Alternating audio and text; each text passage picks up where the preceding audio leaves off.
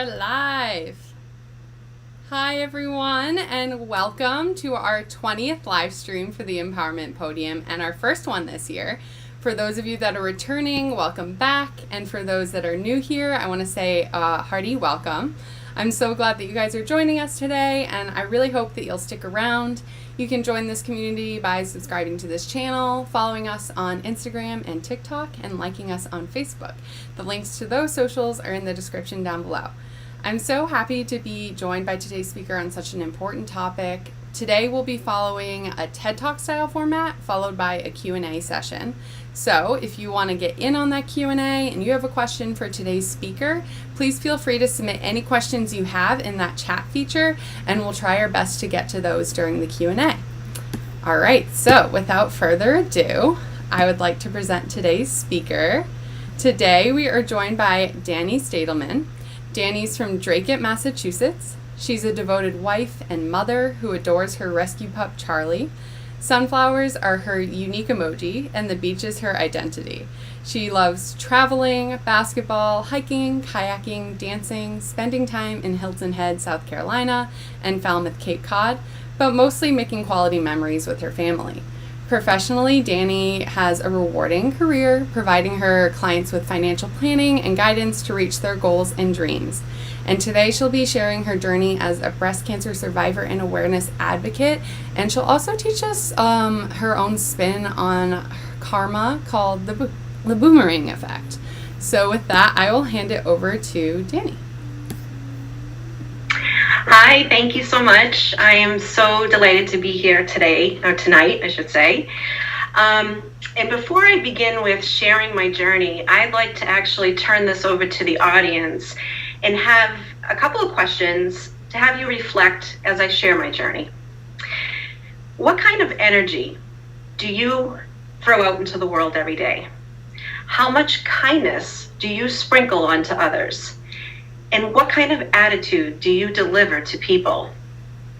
Today, I want to share with you something I call the boomerang effect, how contagious kindness today matters for tomorrow, and how home and work no longer are separate, but they're aligned in the most beautiful way.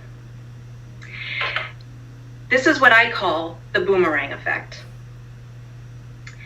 This is my story of how two personal journeys collided with my work vitality. I'm the type of person who enjoys the simple pleasures in life. Sunflowers, the beach, hiking for breathtaking views, dancing like a queen whenever I get the chance. I also believe that the universe puts things on our path to help us continue doing good in the world. Small signs of love and encouragement to help us keep going. Like the red cardinal that visits me for coffee every morning, or that my favorite number 19 shows up at the most significant times in my life.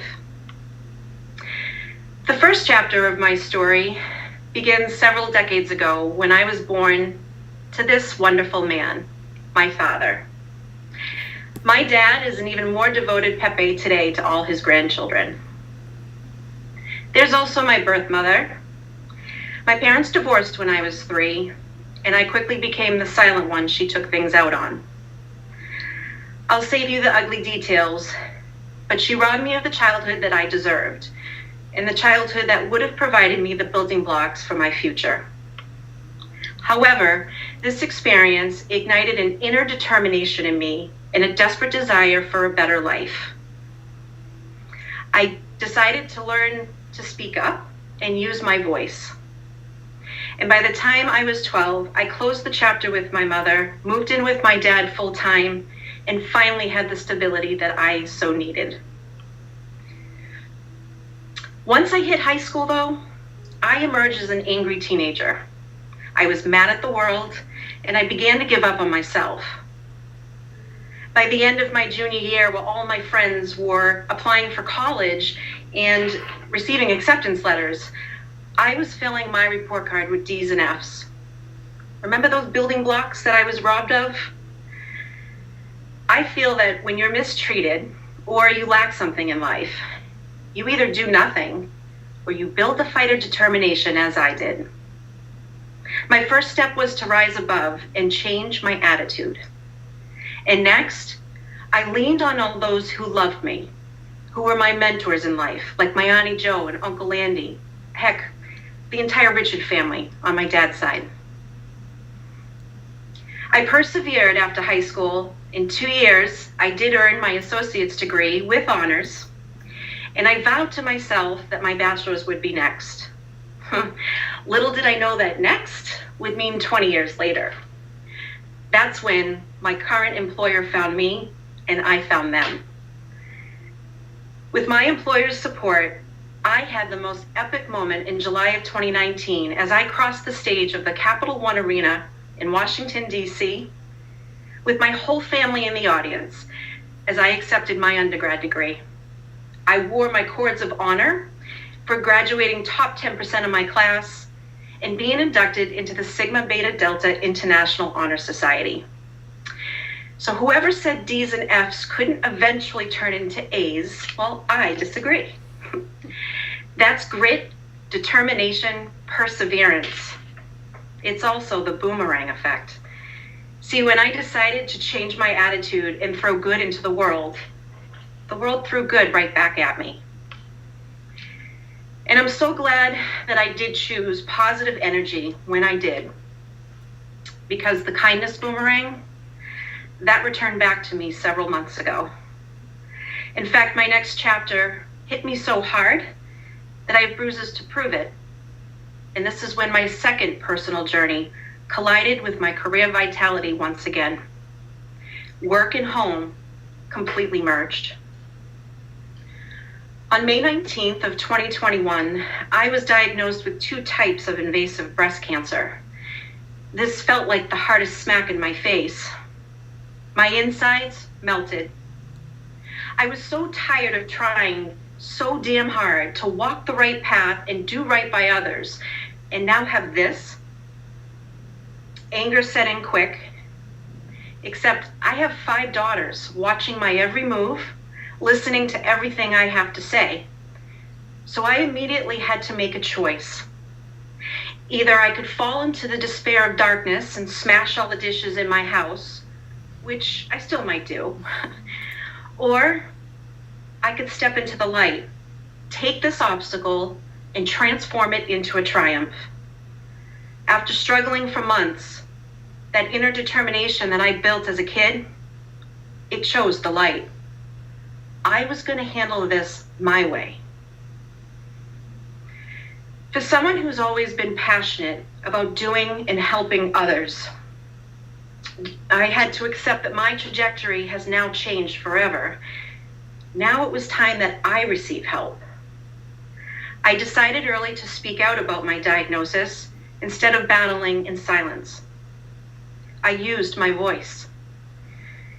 My manager and friend Dom was the first friend that I called at my company after I received the devastating news from my doctor. He reassured me that I would have all the support I would ever need, both at home and at work. He opened my eyes to the many, many benefits that my company provides us as associates, the kind of benefits one hopes to never need, but they're there just in case. I never felt so safe or cared for, and I knew my family was taken care of as well. My leader and friend Amanda said to me recently, "Dani, you've always been there for us. It's our turn now." Can you feel that boomerang hitting? Because I can still feel the sting. I watched as my fight squad, a tribe of people, grow overnight. Profound support, unwavering love, and infectious kindness that was drenched over me. Calls, messages, prayer, aunts and uncles in and out visiting me. Encouragement for superhero strength. People I had never met before, arriving at my house and planting sunflowers in my yard during my recovery so I could enjoy them. For months, home-cooked meals were being dropped off, and boy, were they good. I I had more support than any one person in a lifetime would ever need. And I will forever carry a debt of gratitude for all those who jumped on my journey and helped me climb the tallest mountain of my life. And I know so many of you are in the audience today supporting me once again. It still gives me chills when I reflect on all the actions people took for us. Simply stated, the worst thing that happened to my life forced me to see the true beauty in the human race. Now, speaking out about my diagnosis wasn't easy. It took courage, but it was the best decision because I gained knowledge and education from others who had been touched by this disease. There's that boomerang again. With my fight squad by my side, I was able to build new strength like a warrior, strength that I used to grapple with daunting decisions and carry me over the most excruciating physical pain. I learned early to become my own advocate and stand my ground when I decided to pursue a double mastectomy surgery, even when my oncologist felt a local tumor removal and radiation would have sufficed. My decision was validated when pathology results later proved it was the best course of action because they found more cancer. I'm learning, and I still struggle with this, to accept my new body and that my reconstruction surgery is not 100%. And it will take a series of procedures until I feel whole again. To prevent my cancer from returning, I battle unpleasant and very undignified side effects of my 5-year-long cancer treatment medicines. Now, there's the emotional effects of this particular cancer. Mirrors are not my friend. My scars are a constant reminder, the battle that I had to fight in the medium that I was forced into. Anger. I still carry it. I never wanted this. I didn't do anything to make this happen. And I carry a heavy grief for all the pieces of myself that I lost during this fight. I've learned the hard way that cancer does not discriminate. It reminded me that tomorrow is not promised and that I cannot control time. Breast cancer especially is simply like a rug being pulled from under you. There's no warning, no signs. I never felt sick. I simply went in for a routine mammogram. I was, in fact, the healthiest I had been in decades, running charity races and training at the gym. Yet cancer still chose me. But what cancer doesn't know, it messed with the wrong girl. I mean, doesn't cancer know that I have this killer determination and that, ask my friends, I've become quite the badass over the years. They've even bought me socks to prove it. My rug might be gone, but frankly, I prefer beautiful hardwood floors instead.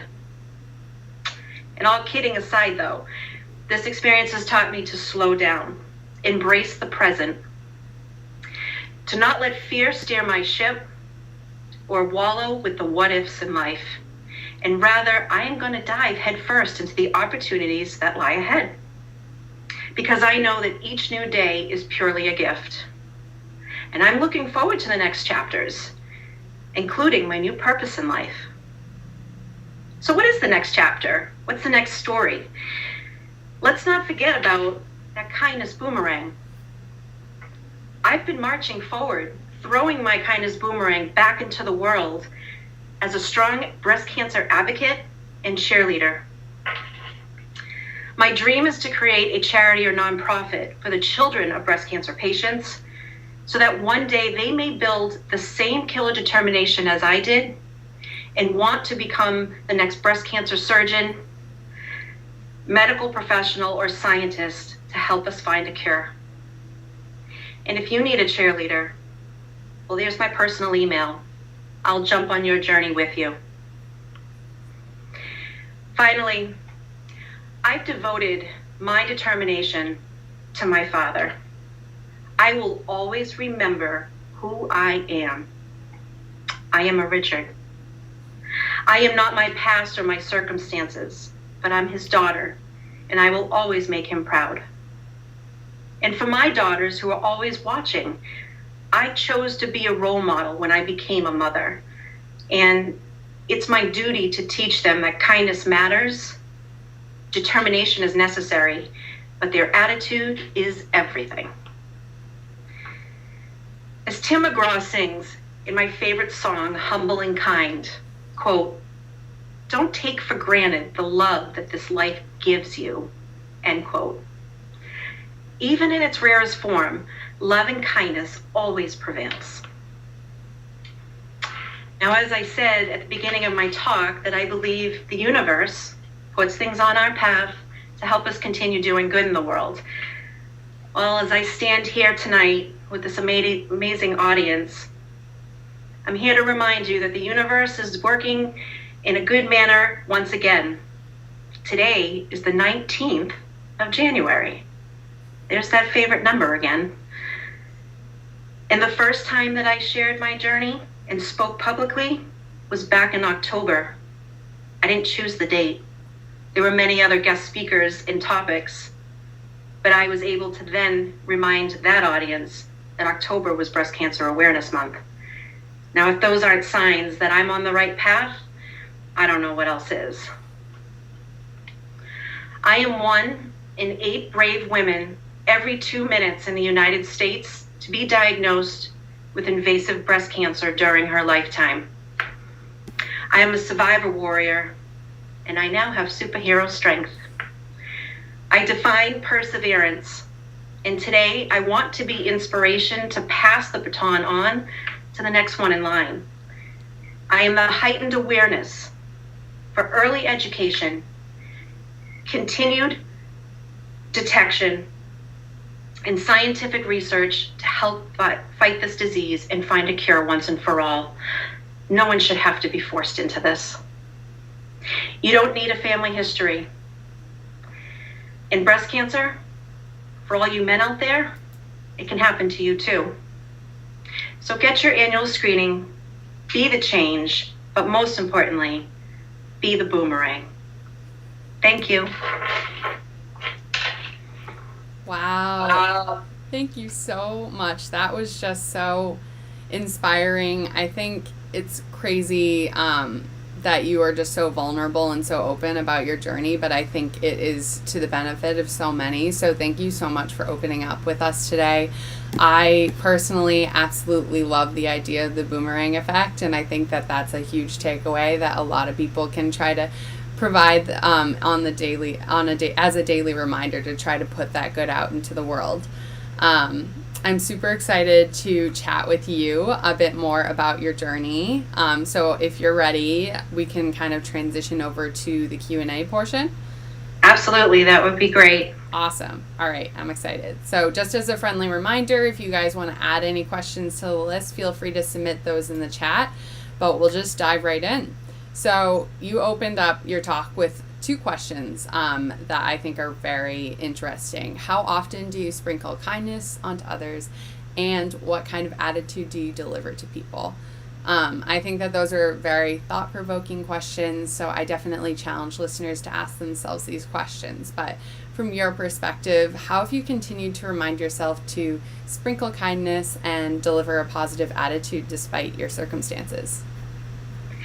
Well, for one, I don't want to be defined from my circumstances. And by the way, sprinkling kindness is so fun and easy. You know, delivering a positive attitude, I would say, is a bit more challenging and something I've had to work on over the years. You know, don't get me wrong, I've had the wrong attitude from day to day. I'm human. However, I've learned over the years that the more I deliver kindness and a good attitude, the more that the universe can just puts goodness back in my life. Mm-hmm. And, you know, some people may call that law of attraction or karma, and I say definitely, you know, that's definitely it. Yeah. The other thing is I've learned to surround yourself. It's important you surround yourself with positive, like-minded people, the right tribe, right? That I love to call my circle of friends and family. They're my tribe. Because then you begin to see improvement in your own life as well as your perspective on life. Yeah. So, and when it comes to, maybe situations that arise, I've definitely learned to don't react in the heat of the moment. Stay calm, keep your composure, sleep on it. It's okay to wait before you have a response, because things always work out. And it just feels so much better to put your head on your pillow at night knowing you treated that person, even in the heat of something, with kindness and respect. And that's the person I want to be. Completely agree. I think it's something we can all strive for and try to be that person. So I think that that's a great message to put out there. You also, in the beginning of your talk, you kind of opened up a little bit about how your robbed childhood as a result of your birth mother was pivotal in igniting your inner determination, but it also kind of deprived you of some of those building blocks for your future. I think it's very apparent now that you were able to overcome this setback in the long term by changing your attitude, leaning on mentors, which I think is very admirable. But for anyone listening who also comes from, a troubled childhood situation that might be struggling to find that inner determination, do you have any other advice for igniting that power and overcoming one's past? That's a great question. Yes. My deck of cards, they didn't look so promising early on. It wasn't easy to overcome the setbacks. And I almost gave up more than once, especially in high school. I could have really ruined my future had I not turned things around when I did. If I hadn't been shaken to the core, I wouldn't even be a fraction of the version of myself today, without that experience. Yeah. It really brought to light, what I didn't want in life, for my own life, and who I didn't want to become. Yeah. So, what I would say to the audience is, if you've experienced a troubled childhood, look yourself in the mirror and just tell yourself over and over that you are not defined by your circumstances. You're not defined by your family, a parent, a friend, or anything like that. Yeah. The control is with you, and you can change your trajectory in life. So if you can dream it, it's a thought, you can make it happen. And trust me, you're going to fall, you're going to get back up, you're going to get rejected over and over and over. Trust me, I did too. I had to take many tests or exams for my current profession. I failed many times. I could have given up. But each time I failed, got up and did it again. It was progress. And that progress kept my motivation going. Yeah. And then it just became a competitive thing, because I love to, competitively, I like basketball and, I like to play sports. Yeah. And that competitive edge in me came out with, I'm not going to accept anything until I achieve it. So I'm going to keep chipping away at it. So that's what I would share with the audience. Just keep chipping away. Give yourself grace. Allow yourself to fall. And when you do fall or you are rejected, learn from it. Yeah. And take the next step to move forward. I love that. Yeah, I think something you said that kind of stood out to me was that, you just as much learned what you wanted to become as what you didn't want to become. And I think that that's something very interesting, because, there is such thing as like good role models, bad role models, but I think you can learn from both. So I think that that's a really good point. I think it helps to ignite the fire in you if you've got that. We're all built with an inner determination. Whether we use it or not is one thing, right, or another. But blaze your own trail, and get after it. And let me tell you, when you emerge and you finally have accomplished what you've wanted to accomplish, you're going to be so proud of yourself. You're going to be beaming with pride. You're going to feel more unconditional love, and the appreciation that you're going to feel knowing the mountains you moved to get to your life's purpose. It just makes it all the more worthwhile. Yeah, I love that. So kind of transitioning into, the cancer part of your journey.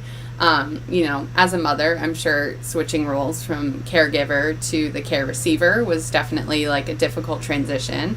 You mentioned that, accepting it, that it was now your turn to receive help, was pretty difficult. And I completely understand that perspective. And that also is part of the boomerang effect, though. So you give kindness so you can receive kindness when you most need it. So how did you come to that acceptance, and do you have any advice for others who struggle to receive help?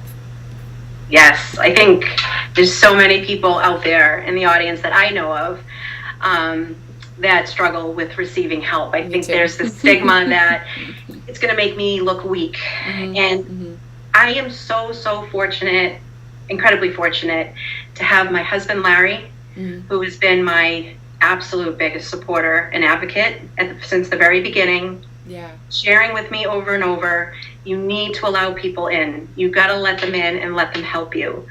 And then I also remember, when I spoke with my friend and manager Dom the day that I was diagnosed, he gave me very wise advice and allowed my heart to open up to the support. And he just kept saying over and over, this team, Dani, wants to help you.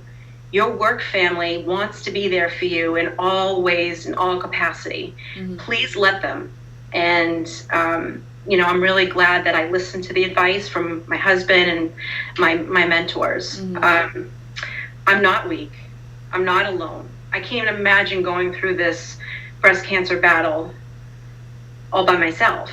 And, when I did open up and I did start to share and I did start to receive the help, again, I spoke of it as the boomerang effect of people giving me education on how they were touched by this disease. It helped me. And it also made me so much stronger because of it. Yeah, I think it's kind of hard. I definitely am guilty of, the not wanting to receive help for fear of being viewed as weak or incompetent or whatever. But I think it's especially hard for women, being, societally stigmatized as like weaker. We feel this extra drive to just do everything ourselves. We're the caregivers. We got to do it all. We got to help everyone. But then it kind of falls on by the wayside to also pay attention to ourselves and what we need. So I think that it's very important to be able to receive help when you need it. So I am now a person who is very unapologetic for taking time for my own self-care. The days of Dani putting herself on the back burner, those days are done. I love it. I've learned a lot over these past several months since May, and it's okay to go for a massage or a facial, and it's okay to take a time out by myself in the car. Completely, yes, I agree. It's part of our mental health and our overall well-being. Yes, it's very important. Yeah. All right. My kids get a better version of me, right? Yes, they get a better version of mom. Yes, if you're refreshed and feeling good about yourself, you can be better for other people. So I completely agree. You also mentioned kind of towards the end this really startling statistic that 1 in 8 women are diagnosed with invasive breast cancer during their lifetime. That's just a crazy percentage. I think it's safe to say everyone is touched by this disease, whether it's as a patient or a loved one of the patient, and you've clearly learned so much throughout your treatment. So for anyone just starting their breast cancer journey, either as a loved one or a patient, can you share anything that you've learned throughout your battle that you feel every breast cancer patient or loved one should know? I love this question. I love it. And I think it's so important for the breast cancer awareness, or cancer in general awareness. I'm not a doctor, so I'm going to start with that. I have done the most research I've ever done in my entire life over the past 6 months. But anything that I say is my opinion today, and I'm going to share it, and it's something you could talk to your doctors about. Oh, there's so much I would love to say. We don't have enough time for it all. I want to grab the attention of the younger generation first. So when you hear, as a younger person, and you hear older people share with you that you should be 100% aware of everything you're putting into your body. We're talking about everything, right? What you drink, what you eat, birth control, whatever. Know 100% and be 100% educated on what you're putting into your body. My ask to the younger generation is, don't roll your eyes like I did. That's what I did. Oh, I have the rest of my leg. I'll be fine. I'm invincible when I'm 20-something years old, right? Yeah. So No. I would say absorb this good advice. And I was so naive before my diagnosis. I thought this had to run in the family, or you had to have the BRCA gene. You know, we hear this about some celebrities that have gone through this. I learned quickly that my cancer thrives and grows because of too much hormone, estrogen and progesterone. This is also known as HR positive breast cancer. Yes, my body was producing too much estrogen. So part of my medicine treatment is to be taking a medicine that gives me horrible side effects, but it also blocks the estrogen in my body so that the cancer can't grow back. Wow.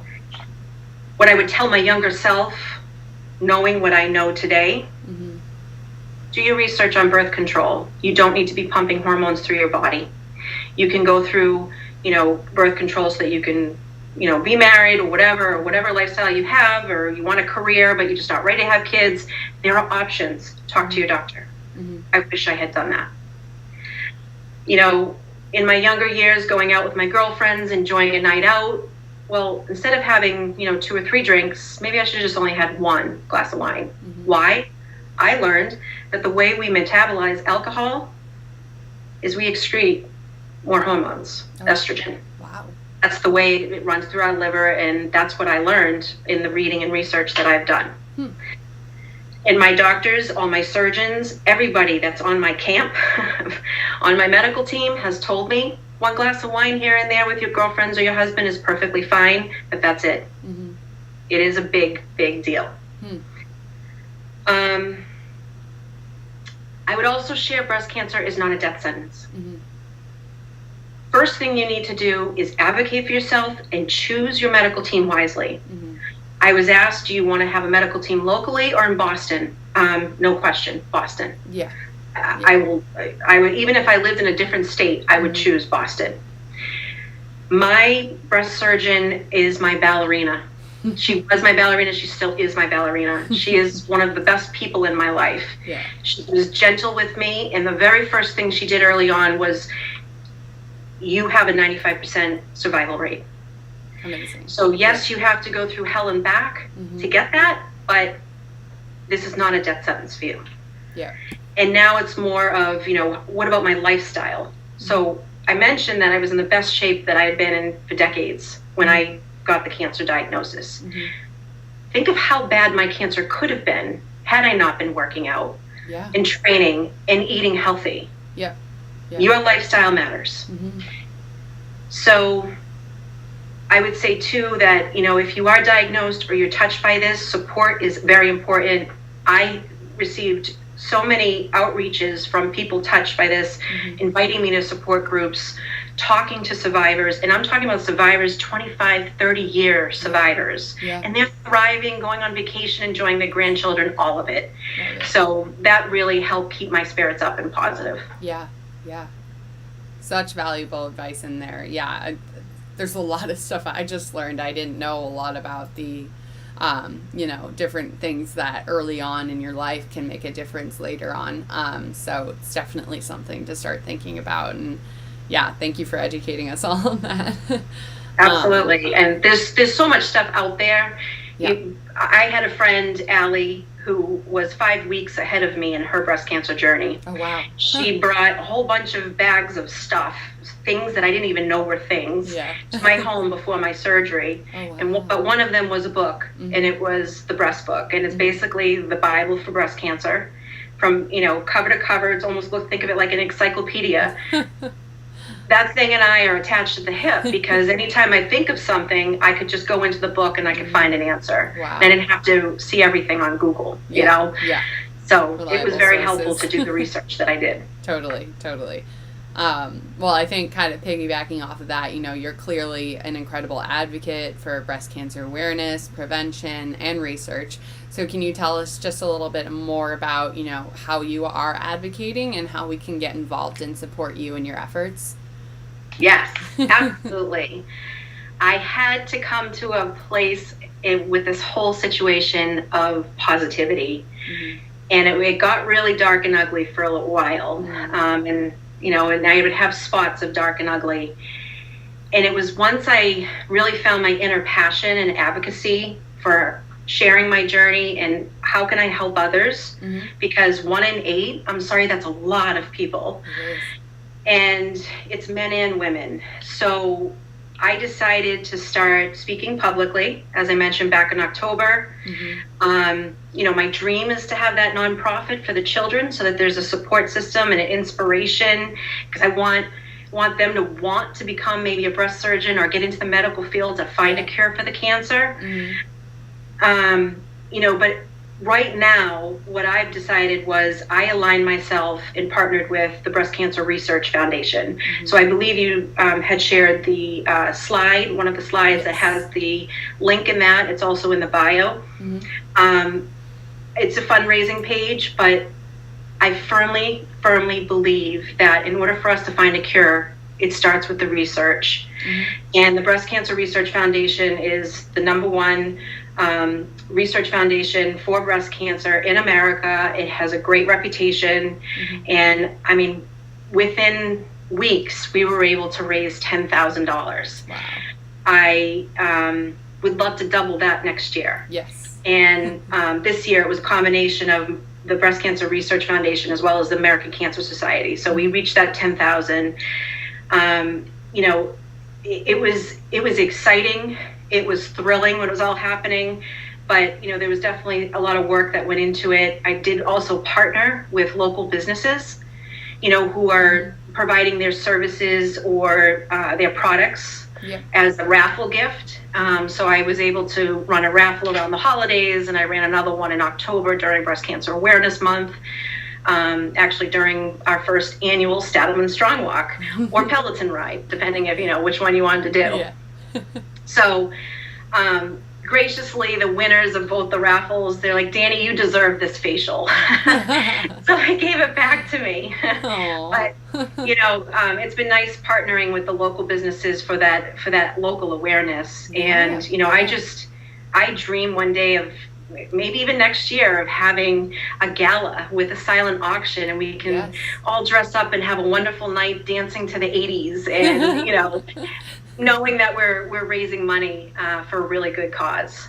So no, I love that. I think it's incredible that you've turned something that's usually so life-shattering and ugly into something that's so beautiful and positive, and I think you're doing incredible work. So thank you for sharing some of the work you're doing. So that actually concludes the questions we have. So I believe that concludes our talk for today, but I just want to give another huge thank you to you, Dani, for joining us today and being so vulnerable about your journey. I think you really are a warrior, and I think we all have something to learn from you. This has been obviously such a reminder to put goodness out into the world. As we mentioned, Dani's fundraising page is linked in the bio of this video, so I encourage everyone to donate if you can. Last I checked, on that screen, you're very close to hitting 10K, so any help out there, we're going to get her there. So thank you so much, Dani, for joining us today. Thank you so much. It's been a pleasure. Awesome. Now, before you guys all head out, I just want to do a couple quick shout outs. If you'd like to share your story, let me know. Email us at empowermentpodium@gmail.com or message us on our socials. As I mentioned, we have an Instagram, Facebook, and TikTok account, all of which you can find by searching Empowerment Podium or at the links in the description. So give us a follow there to stay up to date on when we'll be going live next and see some replays of our stories. If you like this stream, like this video, subscribe to this channel. You can hit that notification bell to receive a notification every time we post a new video or live stream. And thank you all again for tuning in, and we will see you again soon for another story.